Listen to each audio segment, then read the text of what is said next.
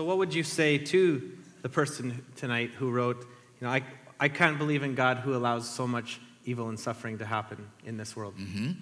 Well, I think that we need to distinguish between what's called the intellectual problem of suffering and the emotional problem of suffering.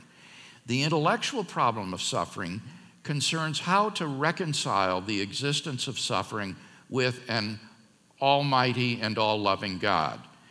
This problem lies in the province of the philosopher. The emotional problem of evil concerns how to dissolve people's dislike or repugnance with a God who would allow terrible suffering in the world. This problem is an emotional problem which lies not in the province of the philosopher, but of the counselor or the pastor. And I am convinced that by far and away, most people who object to the existence of God on the basis of the suffering in the world do so on emotional grounds, not on intellectual grounds. And if that was the full question that you just read to me, this person is probably like that. You notice there was no articulation of an argument there. There were no premises. There was no reasoning. It was just, I reject this sort of a God. And that, I think, is primarily an emotional problem. So, as a philosopher, what I deal with primarily is the intellectual problem, and I think you can show that there is no good reason to think that the suffering in the world is either logically incompatible with God's existence or improbable with respect to God's existence. In fact, I think there's a good argument from evil to the existence of God, and it would go something like this. Premise one, if God does not exist, then objective moral values and duties do not exist. 2, evil exists.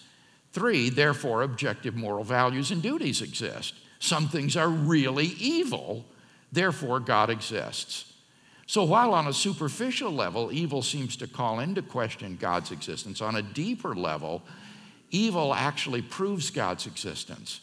Because in the absence of God, good and evil as such would not exist.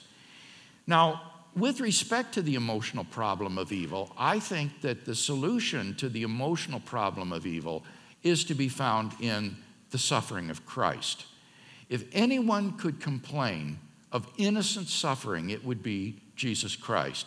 Because even though he was sinless, he bore the penalty for the sin of the whole world. None of us can comprehend the depth of the suffering that he undertook.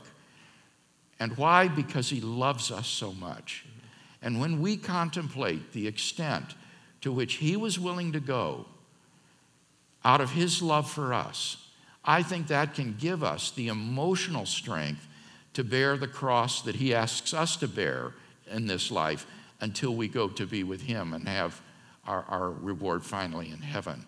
And so when one is feeling the emotional burden of evil and suffering, I would suggest contemplating the cross of Christ, his love and his wounds and his sacrifice for you, and that can help you then to bear the suffering that he calls on you to bear in this life.